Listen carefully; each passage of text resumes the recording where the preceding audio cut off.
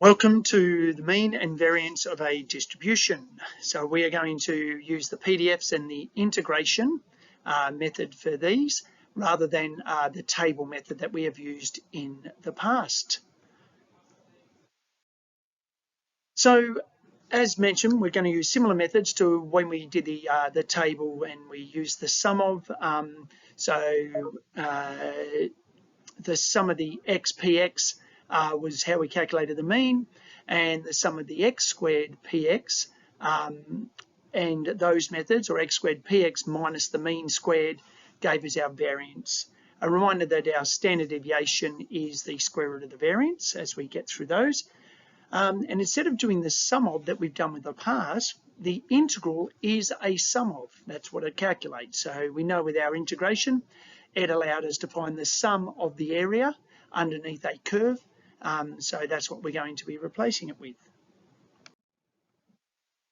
So the expected value, which we know as the mean, we used to do that with a table as the xpx column or the xpx row, and we found the sum of, and that found as the expected value of x, or the mean. So now when we're using integration, we do the integral from a to b of x times the function, and that allows us to find the mean for this. So the variance, we're going to learn two methods. My preference is the second one, but we're going to look at both because that's what we looked at when we did the PDFs, and we're going to do the same with this. So instead of using the variance of x equals the sum of x minus u squared times the probability, we're going to do the integral from a to b of x minus u squared times the function. Or the other one that we used was x squared px minus the mean squared, or mu squared, and we're going to do x squared fx minus the mu squared with an integral. So let's have a look at two examples. So the first one's a straightforward one, and the second one's a lot harder to actually do. As I said, both occasions we're going to find the variance using both methods. You will see in particular the second one that the second method is so much easier for variance. But let's work our way through. So our function is a sixth, the first one, or y equals a sixth from 0 to 6. We're not going to prove that it's a PDF, but we could if we needed to. So for each of these, and we know how to do that. We did that in the last video. So for the first one, so to find the mean, that's the integral from a to b of x times the function. So the function's a sixth, the a and b, the integral values are from 0 to 6.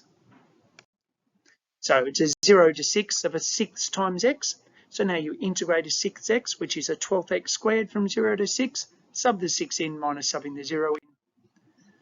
And we get a 12th times 6 squared minus a 12th times 0, and the mean is 3.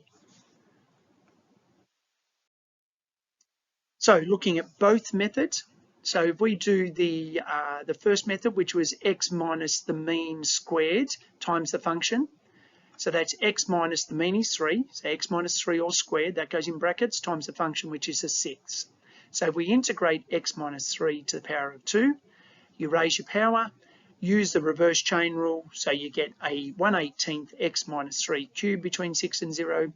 So the variance is subbing 6 in minus subbing 0 in, the variance is 3, and the standard deviation is the square root of 3, which is 1.732.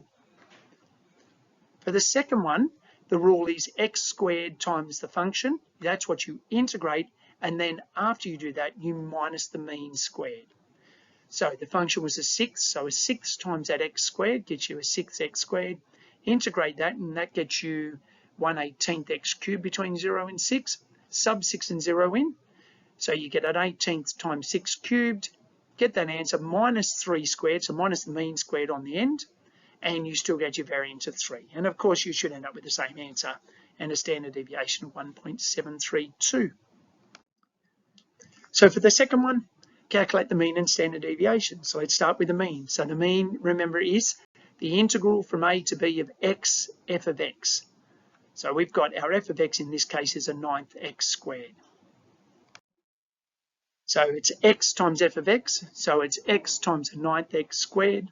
between 0 and 3, so it's a 9th x cubed that we're integrating. When I integrate a 9th x cubed, I get 1 on 36x to the 4 between 3 and 0, sub 3 in minus subbing 0 in, and your mean is 2.25. With the variance, as you can see, that first one is a bit of a nightmare. So you get a 9th x squared, x minus 2.25 squared. You will have to expand that bracket, that second bracket, by using the square the first, twice the product, square the last, and then times it by the x squared. In this case, I've taken the 9th out the front so that we're not, I mean, it's messy enough with fractions anyway. But you end up with a variance of 0.3375 and a standard deviation of 0.581. Using the other method, which, as you can see for this one in particular, is easier, you get x squared times a 9th x squared. So x squared times f of x, so it's x squared times a 9th x squared, which is a 9th x to the 4, minus the mean squared on the end.